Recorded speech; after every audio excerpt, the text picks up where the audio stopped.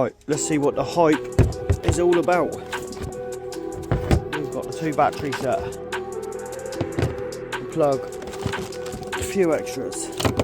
We've got the gun. So the paint's been delivered. I've got the sander out ready. I'm going to roller paint the van, give it another coat, because I don't know if you can see from here, and it's been bugging me for a while now, but there's a few roller marks on it. From the last time I done it, it was about 30 odd degrees. So yes, it needs another coat. I'm going to start sanding it down.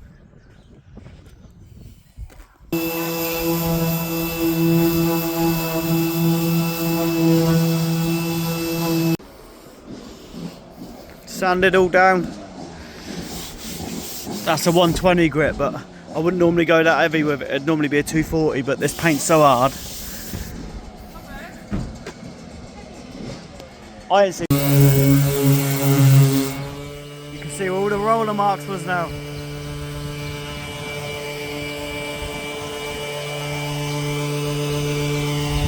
I've got to get all them down.